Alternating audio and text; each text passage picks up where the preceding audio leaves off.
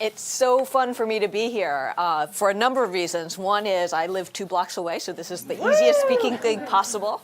The other is I was telling Jacqueline, it's like coming back to high school. I left Google about 8 years ago, and it's like all these memories come flooding back. This building actually wasn't a Google building when I left, but it's all consistent branding and all that, so it brings back lots of good memories. So when I left Google 8 years ago, I decided to spend the second half of my career working towards social good, specifically focused on global poverty. And I had spent my whole career in the tech world. I studied as a software engineer, as an engineering director. I knew how to build software, but I knew nothing about global poverty, so I knew I had a lot to learn.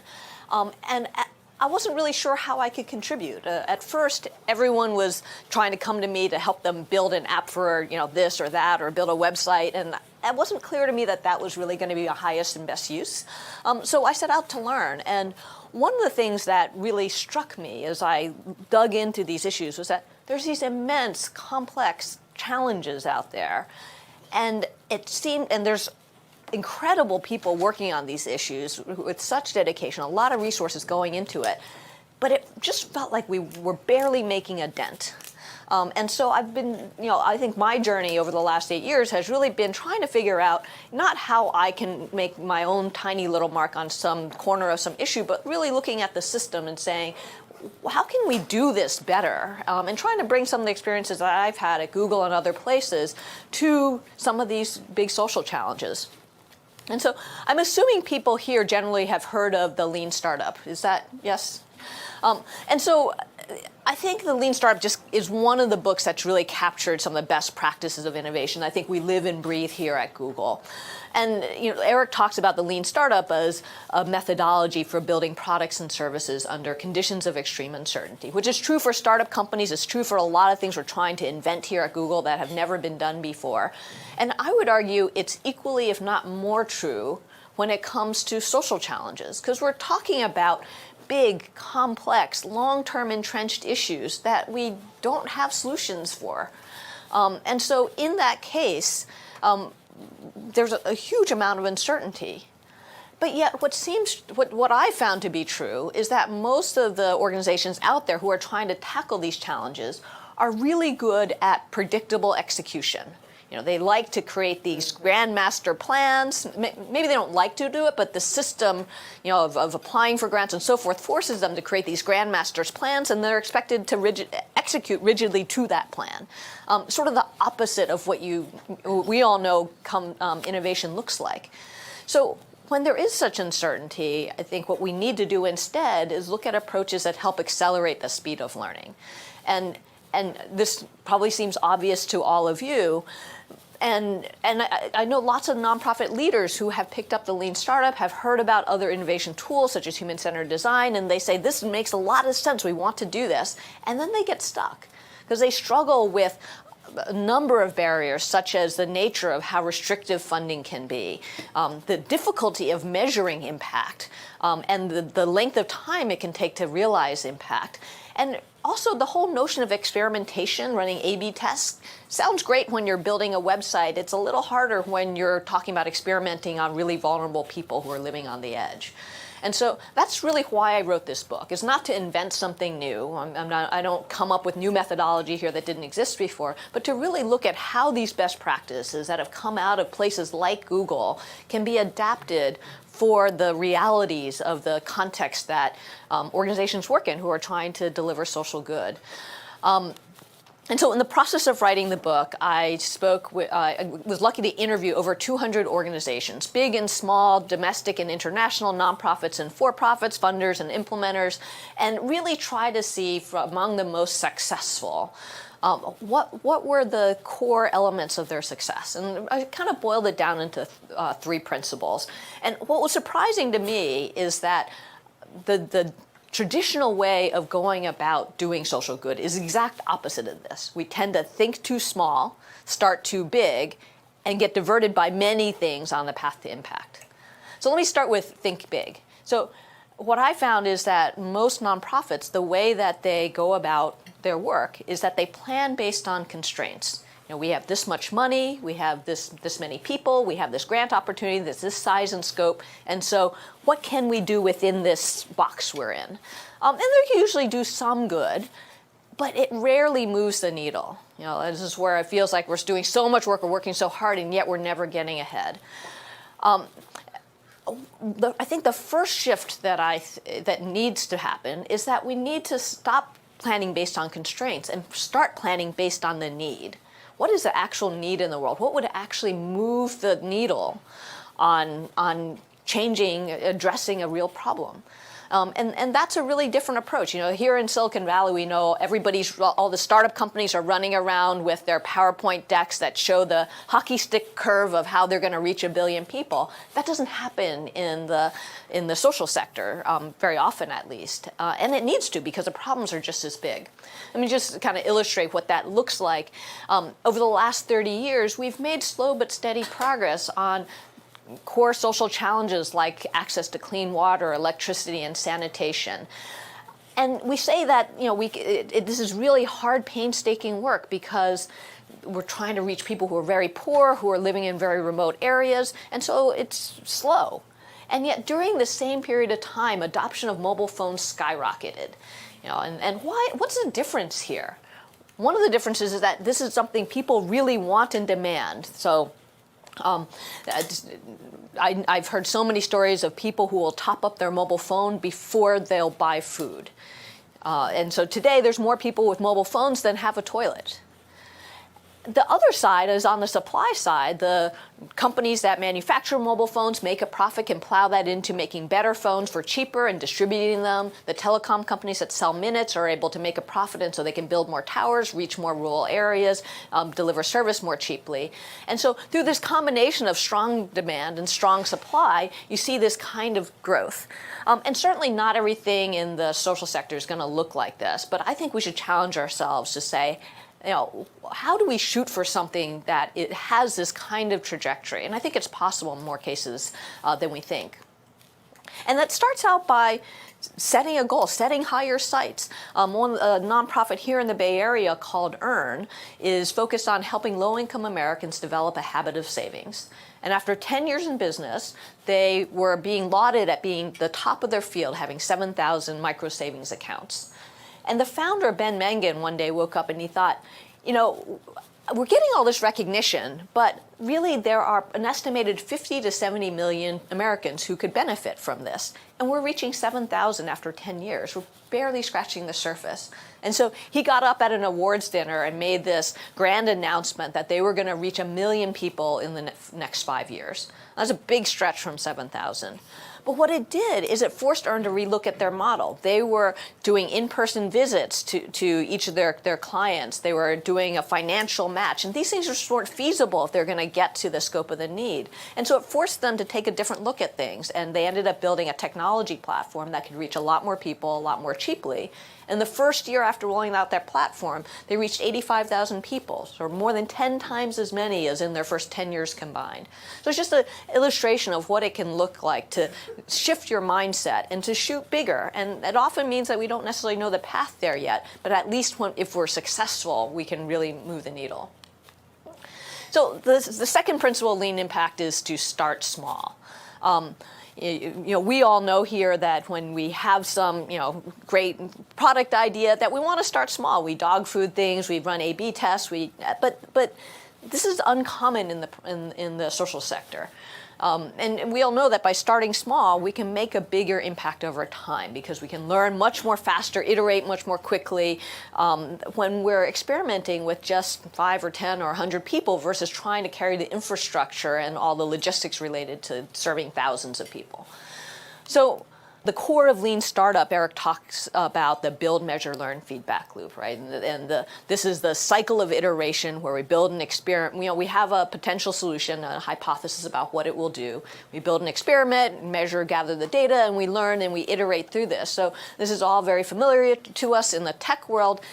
It's sort of familiar in the social sector. The only problem is in the social sector, this cycle usually takes years. So in the global development space, you're often designing a program for 1 or 2 or 3 years before it even hits the field.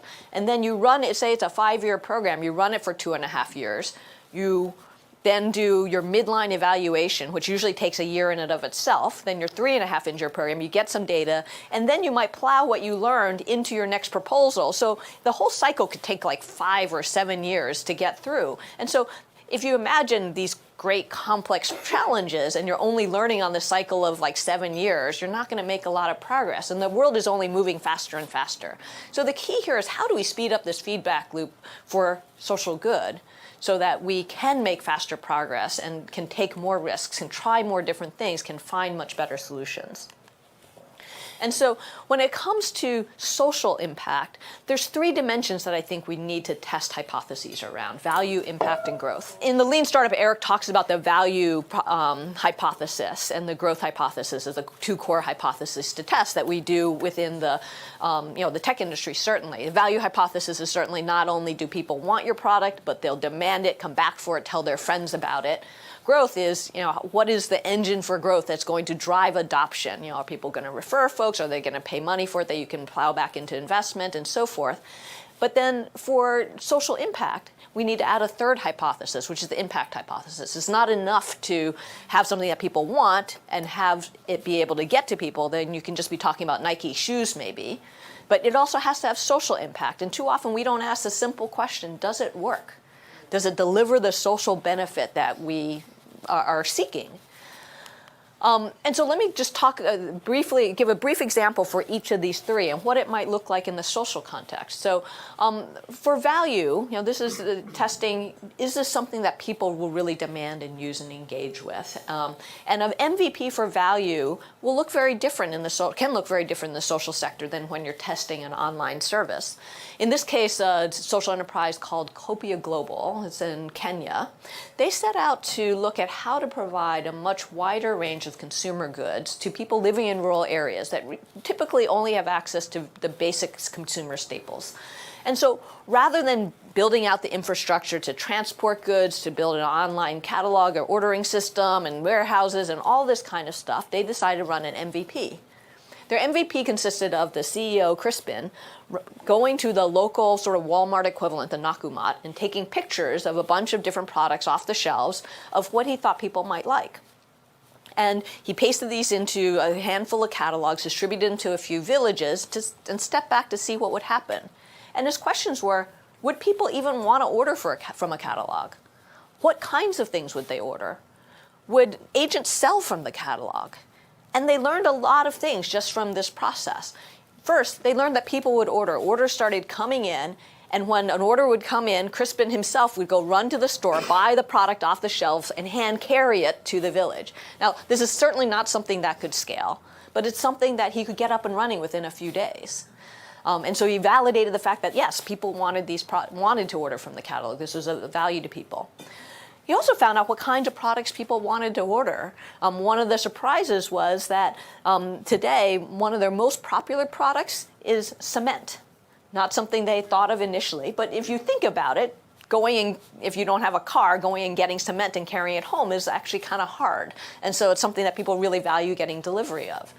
And then they had another surprise, which is they originally thought that the agents that they would use would be the people who are running these kind of kiosks, the corner stores in these villages, because they were already selling goods. But it turned out that these kiosk owners were more interested in moving the inventory they were already carrying in their shops, and so they didn't really try to encourage people to buy from the catalog.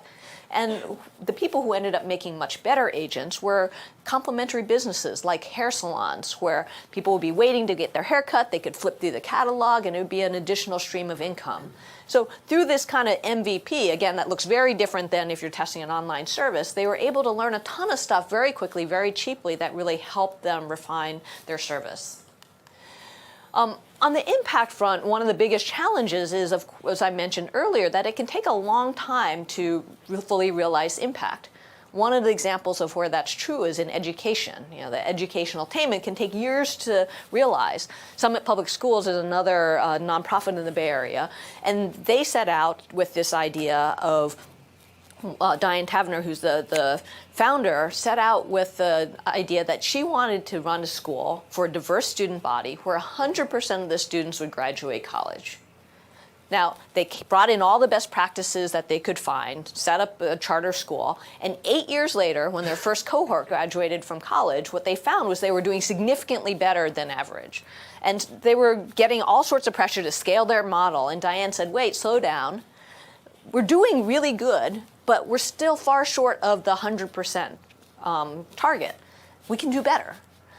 But she also said, there's no way I'm waiting another 8 years to try something different and see if it works. And so what she decided instead is to figure out how to build a culture and process for speeding up learning within their organization. And that consisted of coming up with a platform where they could capture data. So they moved to a weekly cycle where they would do student assessments to see what students learned. They would have focus groups, see what people were engaged with, get feedback from teachers, and so forth, and gather all this data on a weekly basis.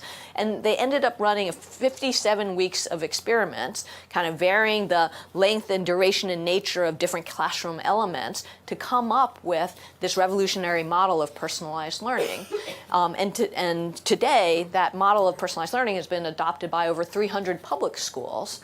And last year, their students had a 99% admission rate to college. So they haven't graduated yet, but they're learning much, much faster now. And so it's just an example that a lot of times, even though the full impact may take a long time to realize, there's earlier indicators that we can capture that help us improve and refine our interventions. The third pillar of social innovation is growth. And I want to share the example of Vision Spring to illustrate what growth might look like, because it's very different than in the private sector. So Vision Spring set out with their audacious goal was to take an invention that's 700 years old that has been proven to increase productivity and learning potential, and that's eyeglasses. We often think of innovation as got to be some whiz-bang, latest technology, but they took something that's 700 years old, and yet 2.5 billion people who need eyeglasses don't have them today. And so they set out to try to figure this out. They started out by going to 2 geographies, El Salvador and India, hiring some people they called vision entrepreneurs to do outreach to these to people in rural areas and provide vision care. And they came back with compelling stories of kids who were able to learn, of adults who were able to work again. And for most nonprofits, they would be thrilled by this. They're making a huge difference in these people's lives. But Vision Spring thought it wasn't enough. They were losing money with every person they reached. They would never be able to get to scale. So they pivoted. Their second incarnation, they created vision centers in more urban areas and served a more affluent population and took the profits from that to cross-subsidize outreach to more rural areas. And so through this, they became financially self-sustainable. Again, the holy grail for nonprofits, I'm making a big difference and I'm financially self-sustainable. But it still wasn't enough, because it would have taken them decades to be able to scale their infrastructure to reach everyone they wanted to reach. So they pivoted again. They ended up partnering with an organization in Bangladesh called BRAC that has a network of community health care workers in every corner of the country and provided vision services through this existing network. And so through this partnership, they've now been able to reach over 1 million people. And through additional partnerships, they've reached over 4.5 million people. And so now they're making a difference, financially self-sustainable, and reaching millions. There's only one problem. 4.5 million people is a tiny fraction of 2.5 billion people. And they recognize that this is not something any one organization could solve. There's a systems problem, that manufacturers weren't incentivized to create low-cost enough glasses and get them distributed to rural areas. Governments weren't taking care of the basic vision needs of their populations. And so they started a public-private partnership called the Alliance that brings together eyeglass manufacturers and governments and nonprofits to look at these systems issues. And one of their first successes was an MOU they signed with the government of Liberia, where the government agreed to integrate vision care into their public health system and public school system. And so you can imagine that as they look at this more at a systemic level and try to influence policy and influence market dynamics, that they have a hope of eventually getting to that 2.5 billion number. So the last principle of lean impact is to relentlessly seek impact. Now, this may seem like the obvious thing to do. After all, these are mission-driven organizations. Of course, they're going to seek impact. But it turns out that there's so many things that push in the opposite direction. You've all probably heard of this phrase, fall in love with the problem, not the solution. And what I see with a lot of organizations is that people get excited about applying a particular technology or the particular role of their organization, or they have pride of ownership over the design of an intervention that they've, have invested their time and energy into and have seen make a difference. One of the indicators of this to me is I talk to lots of different international NGOs who work in education or healthcare or agriculture, and a lot of them have similar programs. And every one of them will tell me their program is the best. And they can't all possibly be right. And so we're not really being rigorous in looking at what really is the best solution to a problem. People are just getting accustomed to promoting their thing because it's on their website. It's what they pitch to funders. Everybody's saying why their thing is the best. And very few of them can tell me answer basic questions like, what is the cost effectiveness of your solution, so that we can actually compare these things? And so part of what I think we need to do is start looking at the right metrics. Eric talks about the vanity metrics as these absolute numbers of the number of people we've reached or the number of dollars we've raised. These are the things that organizations tend to highlight. As much as they talk about mission on the outside, on the inside, if you go to the executive team meetings, this is what they're talking about. How many people did we reach? How many dollars did we raise? What's our grant pipeline? None of these things have any correlation with impact. You can reach a lot of people, but did you actually improve their lives?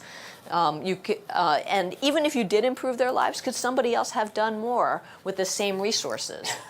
So instead, what I think we need to focus on is the metrics on the right, which are what I call the innovation metrics. These are the unit level metrics on value growth and impact, things such as the adoption rate, the unit cost, the success rate, that will pay dividends over time as you optimize those. And a lot of times we don't even know what this data is when it comes to social interventions. We're focusing too much on actually just reaching more and more people and not on really optimizing for the basic unit drivers of success. So I'll just wrap up by saying if I could sum down one thing that I really wanted to accomplish with this book is to change the mindset of the world for anybody, any organization who cares about social good. Whether you're volunteering your time, you're donating your money, you're working on a project for social good, or otherwise, I think we need to raise the bar. Companies are expected to maximize shareholder value, maximize profits, and we have all these regulations that force them to do so, and companies will relentlessly maximize their profits. I think we need to bring that same attitude to social good. If you're a mission-driven organization, or you claim to be, it's not enough to deliver some good. We too easily let ourselves settle for delivering some good. We made some difference. Instead, I think we need to hold ourselves accountable to maximizing the impact and scale of our work. And so, to me, that means setting those audacious goals, really thinking about the size of the need, but then starting small and testing and optimizing what we deliver around value growth and impact, and staying relentlessly focused on achieving the maximum impact possible. Thank you.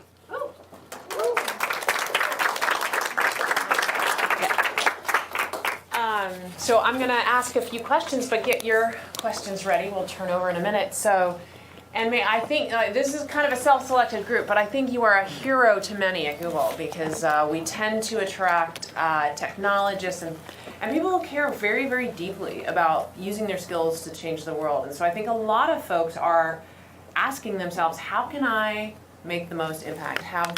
On the issues I care about, especially if I'm a technologist. So what's your advice to all of these Googlers? Yeah, that was a question I was asking myself. I couldn't figure out, okay, I know how to build software. How am I possibly going to make an impact on global poverty? And this may be a little heretical given what Google.org does, but I think that the first thing people leap to is like, let's figure out how to use technology. And I think that using technology is absolutely a powerful tool that the social sector generally does not know how to use well enough. But I think equally, if not more so, it's how we build the technology. I mean, Google is not outstanding only because of the technology it builds, but it's the process by which we build it, right? I often give the example of everyone thinks of Google as one of the most innovative companies on the planet, and yet if you look at it, Google didn't invent search. Like there was like InfoSeek and just Excite and iterated all those and- guys. Yeah, but Google got better at search because it iterated and improved the user interface, the feature set, the algorithms, and so forth faster than anyone else. And it's that sort of muscle of being able to do that I think is really missing from the social sector in addition to the technology. So I think what I found is once you have to start with a lot of humility because there's so much we don't know, not living in that world. But there's so much value we can add because we bring a skill set that doesn't exist for the most part in the sector. And so there's huge opportunity there. Yeah. Little infomercial for being a Google.org fellow. We have some in the room here who have volunteered for some of our partners like Thorn and Center for Policing Equity. But our hypothesis is basically that we can help do the most good as Google, Google.org, when we're really leaning into providing resources, but most importantly, our Googlers. And so we're sending out teams for 6 months at a time to really deeply embed. And we've got some folks here who have done that. But you raise a good point too in the book about I think sometimes we can have some hubris in the tech world and think that we sort of know everything and can just go in and solve everything. And those folks in the nonprofit world are just not that bright or not that ambitious, and I'm going to go in and teach them. So what do you think is something that you've picked up from being on both sides of the table that tech can learn from the nonprofit sector? Well, there's sort of the macro thing and the micro thing. On the macro level, talked about the value, growth, and impact hypotheses, and Eric started out with Silicon Valley being value and growth are the two hypotheses.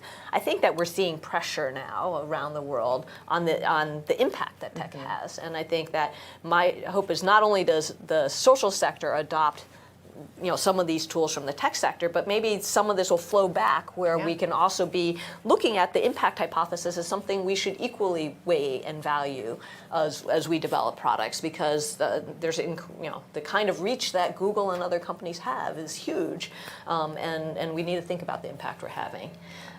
At a micro level, I think that one of the things I've seen is tech people coming into the social sector, especially global development, which is hard because you're working with people who are very, very different than you, who are very far away, who have different cultures and languages and lives. And I think there can be this hubris to say, hey, we can build you an app for that. Not to mention they don't have smartphones or let alone a signal, right? And so I think people who have been in the social sector in global development for a long time have worked in and out with the local populations and have a much better understanding of the realities of what people live with. And I think we can often be naive and just assuming that if we build an app or provide the technology that it's going to change everything. And there's so many, that's like 2% of the problem. And there's so many other dynamics at play. We talked to in the book, and Brian Stevenson has this phrase, get proximate. How important it is for us to just roll up our sleeves and go and listen with empathy. How has that played out in your career? Yeah, I think it's so essential to get proximate, and not just like, I think sometimes people think get proximate means go take a trip to Kenya for a week and talk to some people and come home and then you build your product. One of the examples I give in the book is of proximity design. Incorporated that into their name. When they decided to work with smallholder farmers in Myanmar, they literally picked up and moved there, because what allowed them to do is every day be living among and talking to the farmers they were trying to serve and being able to design with them in the whole process, and every day be able to bring prototypes and get their feedback. And so they were able to speed up their feedback loop by being there and getting that kind of feedback. And I think that's just so essential, because we make so many bad assumptions, especially when we're working with people who are so different than us. It's like, I think innovating is so much, one of the things I've learned is that innovating is so much harder in the social sector for a number of reasons, but this is one of the reasons. Like here, when we build products at Google, we're generally building products that are for people like us. And during my time at Google— part of the problem. Yeah, during my time at Google, the products that we failed at the most were ones for people who were not quite like us, because we were so used to, we have a system. Because we're not very diverse, there's a lot of people who aren't quite like us. Yes, exactly, and I think that's really an issue. But when you're building products from people like you can use the product, you dog food the product, you get generally pretty good feedback, and you have a pretty good sense of how people are going to respond. That's completely different when you're working with vulnerable populations, whether domestic or international, that just don't have the same instincts, assumptions, culture that we do. Mm-hmm. So one more question, and then I'm going to open it up to the audience. So, you talked about the importance of nonprofits being able to be self-sustaining. And I think some of the problem in the nonprofit culture, frankly, or a lot of it is derived to just how skewed they are by funders. And that if funders acted more responsibly and in line with providing incentives around true impact, I loved your slide about measuring true impact. But do you have a thought on this, social businesses versus nonprofits versus governments? How do you think about the different roles that each of those kinds of groups can play in this? It's a great question, and funders is probably the biggest barrier to innovation that I consistently hear when I talk to nonprofits, and it's because of the nature of restrictive funding. I think that both funders and nonprofits, so donors and nonprofits, are trying too much to solve the problem themselves. And if you look at just the numbers in terms of how much donor dollars there are and how much reach nonprofits have, they're not set up for almost any problem to be able to deliver at the scale that's needed. And so what I think we need to do is shift our thinking a bit and think of donors and nonprofits more as incubators, as the startups, if you will, to figure out the better solutions, because they can be close to the problem. They can experiment and take risks and figure out how to deliver better services. And when they do, then I think there's like three general paths to scale that are possible, and depends on the type of thing you're doing. But one path to scale is if you can develop a private sector business model. But that may start with a nonprofit or social enterprise because the upside may not be big enough and the risk may be too high for a private sector company to take it on. So this is where donors and nonprofits can sort of de-risk and refine a model and then be able to hand it off to private sector to be able to take it forward. The other end of the extreme is for basic social services. Government is really the path to scale. Government spends a lot of money, many more times than philanthropy spends, providing social services for its citizens, whether it's education or healthcare or some of the biggest areas. But so where we can help government more cost effectively spend its money by coming up with new and better solutions, we can leverage that money that government is already spending in a much better way to make a bigger difference. And the third kind of path is some variation on replication or franchising, right? That maybe it's not just one private sector company or one government, but it can be lots of smaller organizations in different places who are all adapting. Microfinance is sort of a great example of the replication model, getting to millions of people through both private sector and nonprofit models. Great. Well, let's open it up to questions in the room. And do we have any on the live stream as well? Yeah, go ahead. But I do have a question. And I apologize, I was trying to figure out how to formulate this well.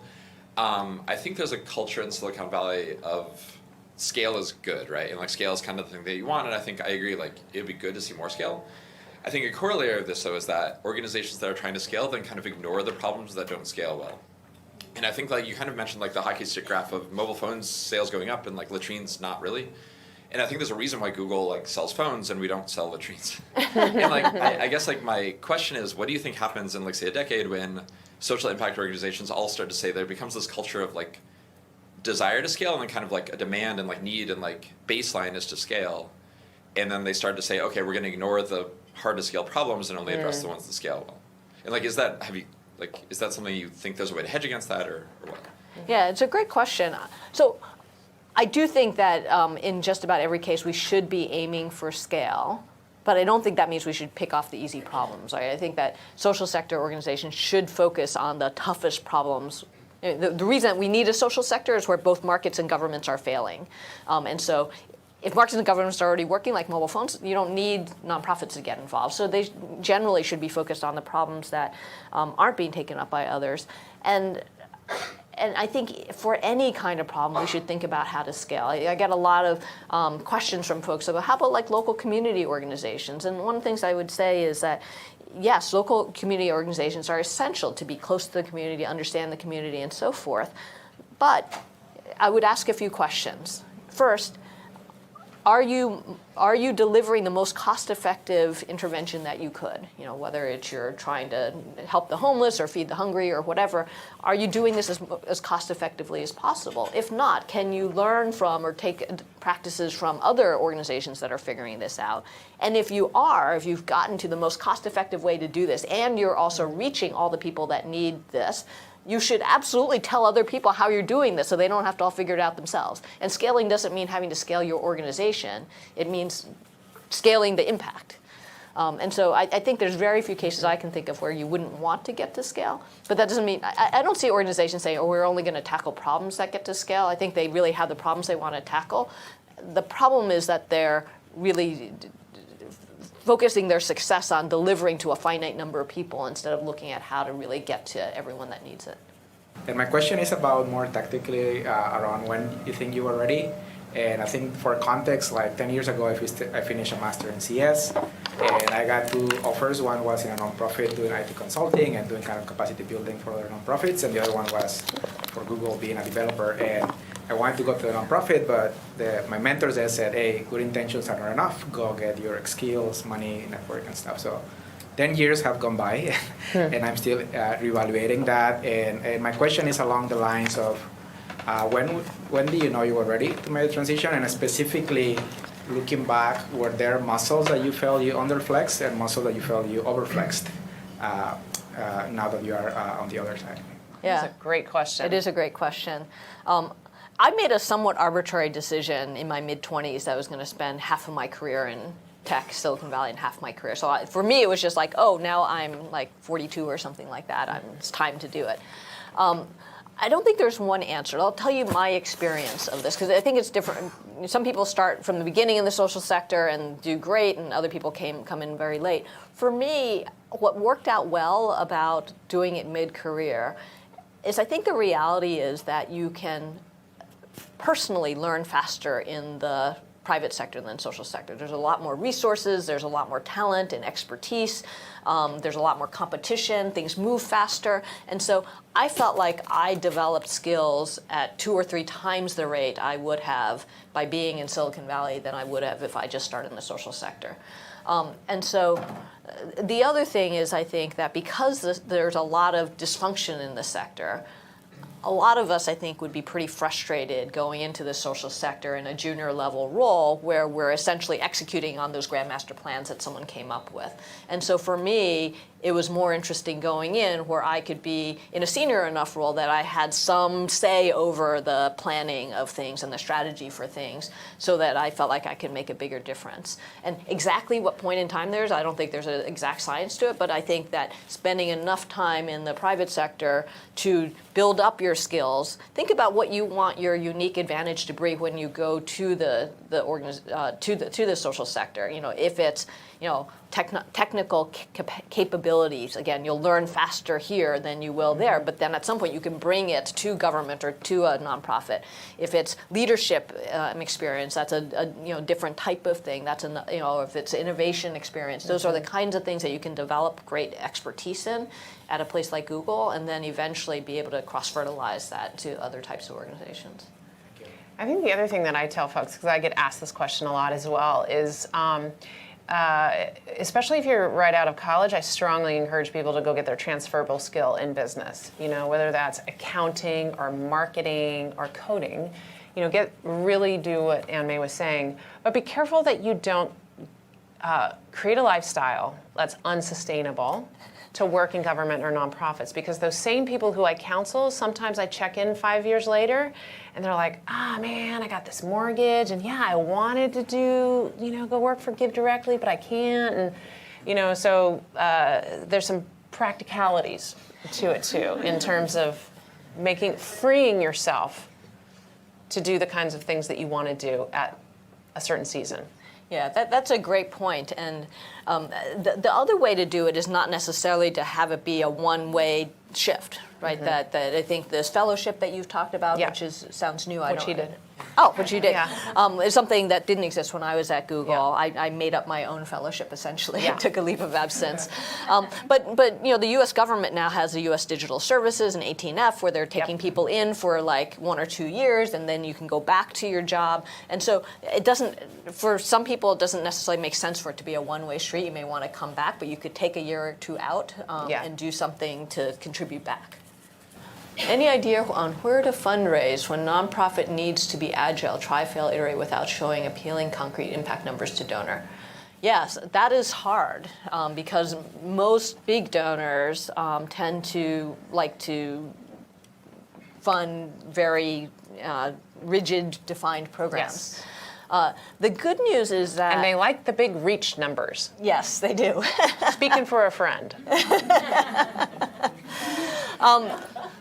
So it's hard to answer this in a general sense. The good news is I think more and more donors are waking up to this. I spend a lot of time going around talking to donors, and there's a lot of more innovative, smaller donors like Google.org, Echoing Green, Draper Richards Kaplan, GiveWell. So there's a lot of these kind of smaller, more innovative donors, if you will, that specialize in kind of Mulago Foundation here, that specialize in kind of helping, allowing people to iterate and fail and experiment and so forth. And so finding the relevant ones in your space is great. Yeah. The other good news is that more and more the big donors are also starting to do this. Not necessarily in the core of what they're doing, but almost every donor now has something on the side where they have more flexible funding. So at USAID, we had the Development Innovation Ventures that was modeled after venture capital that did tiered funding that started at $100,000, then $1 million, then $5 million, where we could take a lot more risk.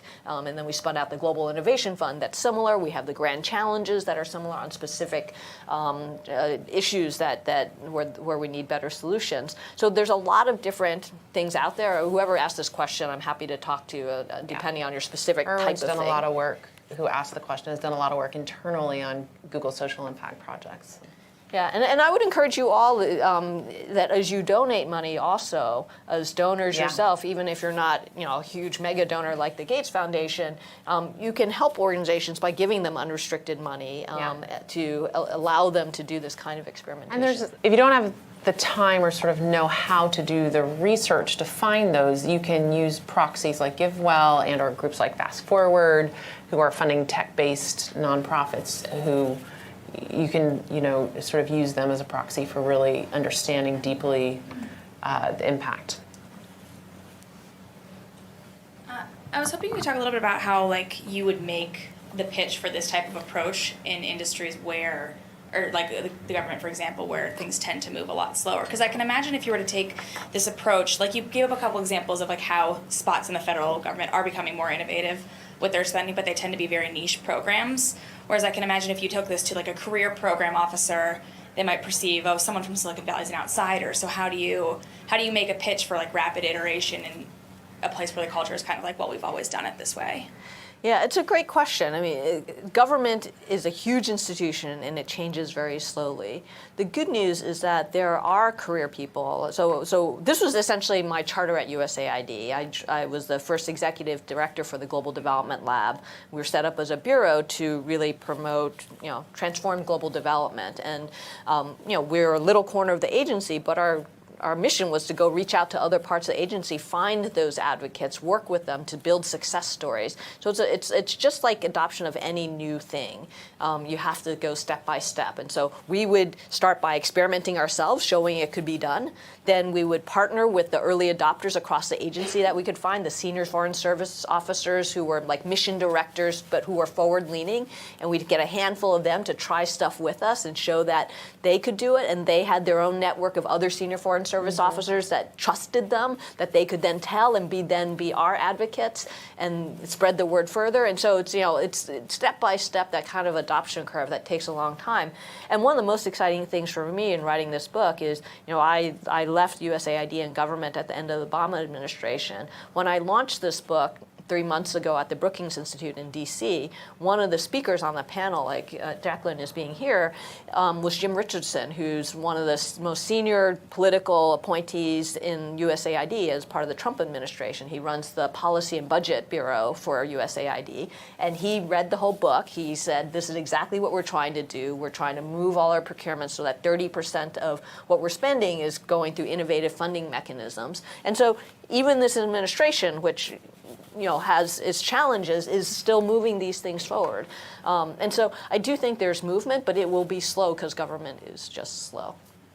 We found too, in working with, as Google.org and working with USAID, for example, we've been supporting using direct unconditional cash transfers as a benchmark, as you talk about. Household grants. Yeah, and worked with USAID to do some A/B testing with them. And I think sometimes, as you were saying, other groups can help de-risk ideas, prove them out, but really, the government, groups like USAID are the ones who are going to do things at scale. So us doing a partnership with USAID, was a way to take an idea, test it out, see where it works, where it doesn't, and have government bring it to scale. Yeah, you're always going to have people who are going to drag their feet, but I think you also are always going to have people who really are mission driven. If they see something's going to work better and get better results and save lives, like, in our they're all case, for it was like the Rwandan mission stepped forward and was like, we want to do this. Yeah. So it's finding folks within. And when you went to, we've talked a lot about government, but when you went into the nonprofit sector as well, you went into an innovation, was it the Innovation Lab at Mercy?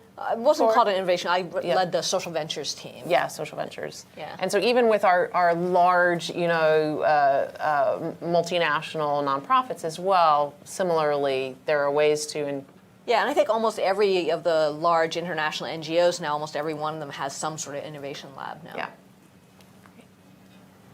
Hello. I know that government often has a strain on its budget, whether that's like San Francisco City Hall or maybe USAID. So I'm really interested in public-private partnerships. In your research, did you see any good example of a government working with companies to scale their impact? Government working with you mean? Yeah, like for example, I know in San Francisco, maybe the local government will work with companies in the area to provide jobs for people, or like have an impact that the government might not have budget for. I see, yeah. So it is true that government is always crunched by budgets, but I think it's also true that we don't spend government money very effectively a lot of the time. So I think that's where private sector can really help.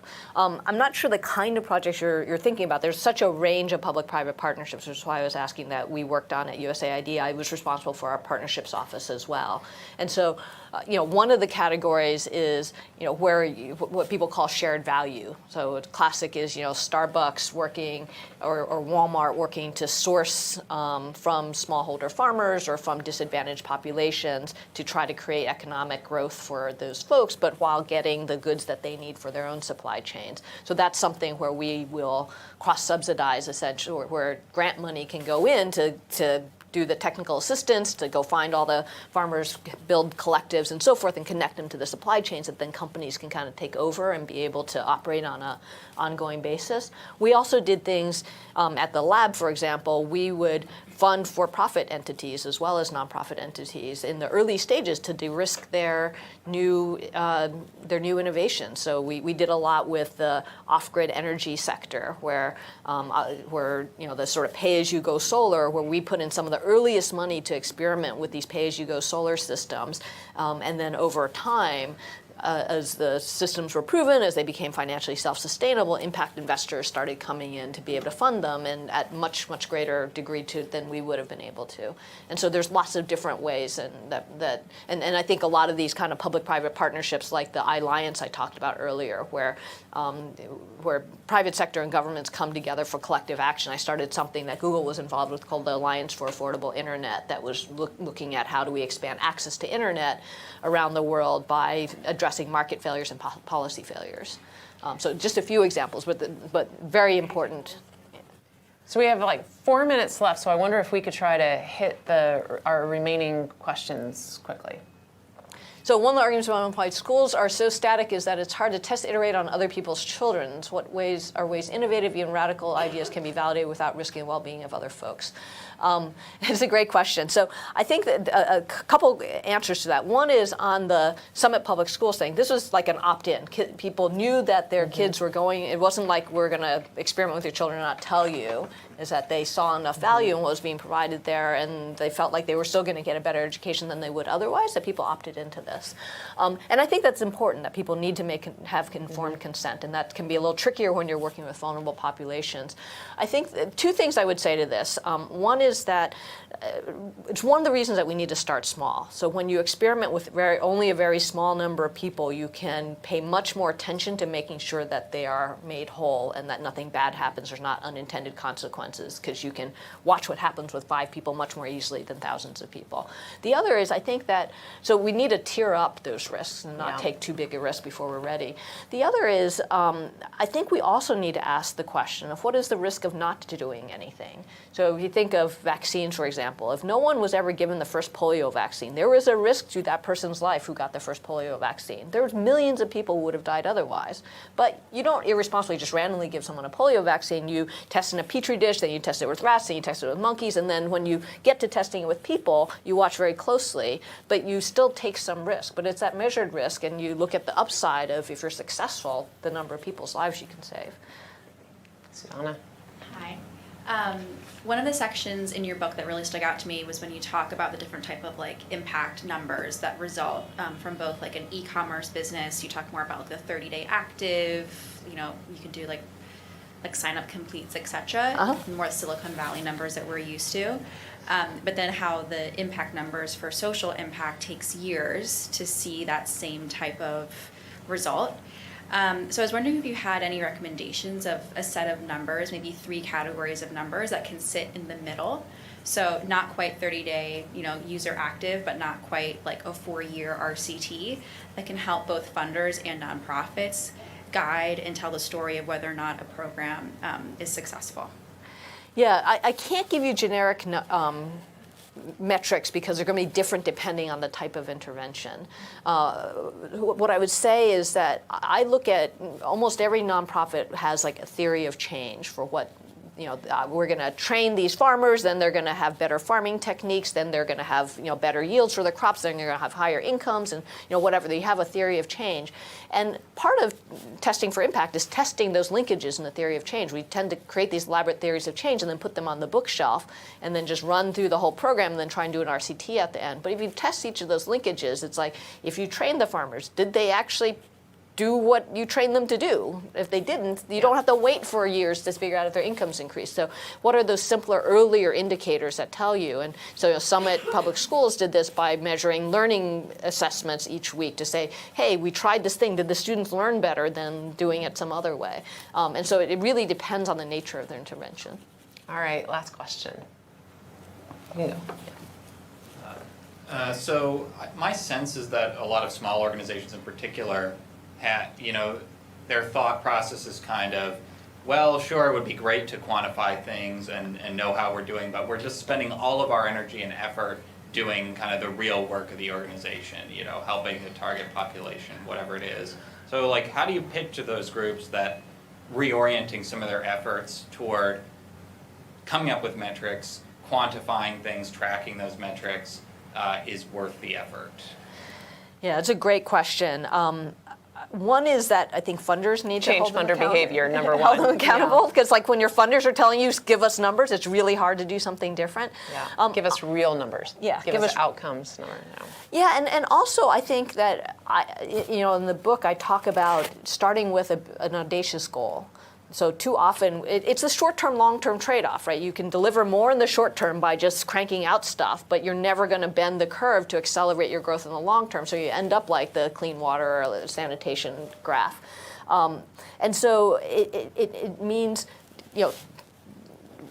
setting that audacious goal, because when most nonprofits have goals that they can meet just by working a little bit harder. And so if you have a goal that's like 10% better than last year, there's no reason to take risks. There's no reason to innovate. There's no reason to potentially fail. But if you have a goal that's longer term, that's like, we got to get to 10x or 100x or 1,000x, then as you're doing your thing, you can sort of see, are you on your trajectory to get there? And so I ask nonprofits, like, what's your definition of success? What does success look like in 10 years or 20 years? Push it out far enough that they're not trying to project what they're doing today, but then look at, are we on a trajectory to get there? And if not, and this is your mission, what do we need to do to try to, shift the curve so that we change the trajectory? But let's give a warm thank you to the hero of many of us, who is helping to not only create, a product or do one small thing for one small group, but really help an entire sector of government and the social sector to understand how to be innovative and how to really create systems change. Thanks, Ann Mei. Thank you so much.